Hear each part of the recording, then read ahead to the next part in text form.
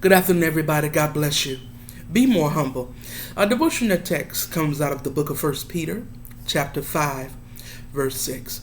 And I'm going to be reading from different translations because it is important to read from different translations.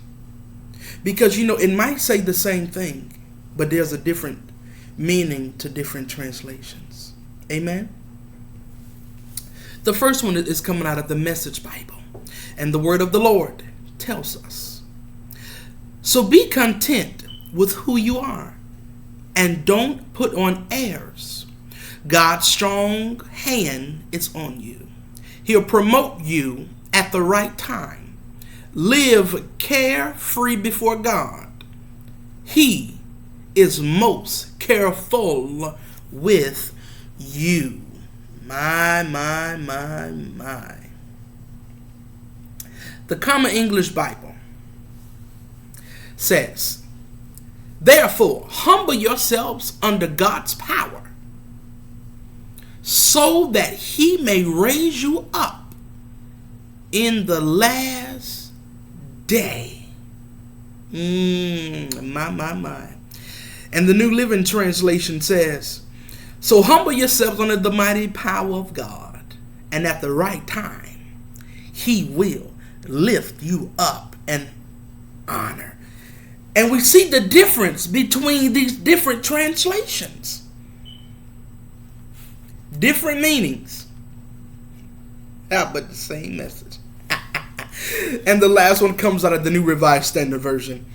And it says, humble yourselves, therefore, under the mighty hand of God, so that he, meaning God, may exalt you in due time. That in due time right there. Because it is very important that we do not rush God. And that we do not rush into things. Because when we get ahead of God, it's not going to work out.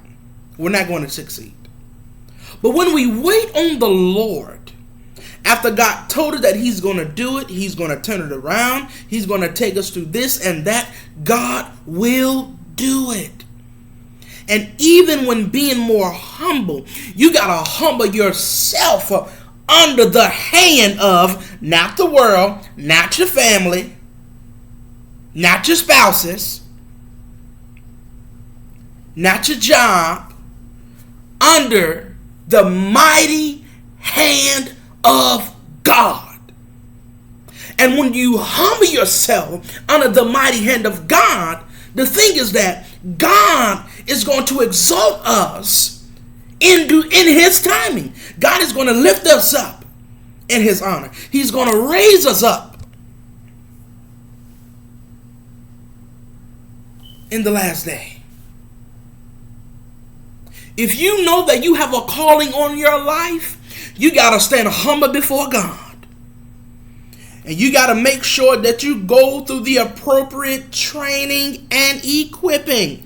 Training is important, is needed, and is necessary when being in ministry. But make sure that you stay underneath your leadership for training and ministry.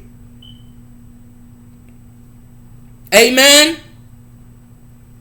Don't leave the church that God has planted you to go to another church to where you can be rushed into whatever area of ministry you've been called in. I'm not downplaying anybody. Don't leave your home church to go to a pastor and you want to rush yourself into the position. Don't work like that. God doesn't rush, and neither should we.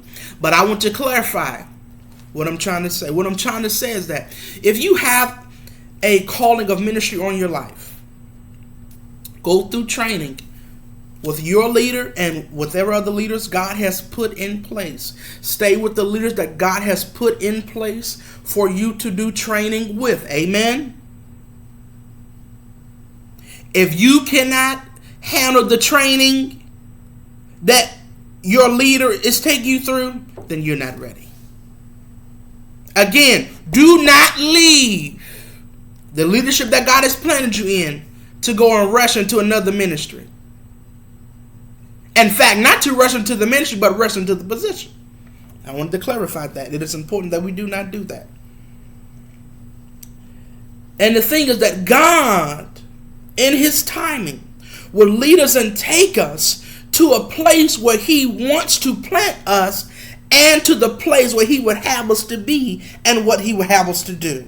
What you prayed about, it will happen in God's timing. God's timing is the best timing ever.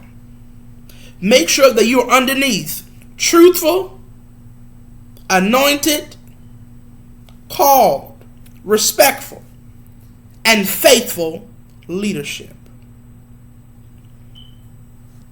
We know that the hand of God is on us. We have to be excited with who we are. We got to be excited about who God has made us to be. We got to trust in God. Stand with God. Trust in the process of God. Trust in the promises of God. Accept the help from God. Whatever you're going through, accept, confess, and surrender. But the main point, be humble. Humble yourselves. So that when it's time for you to go out, you will be ready. And the important thing, have a strong and long-lasting relationship with Jesus.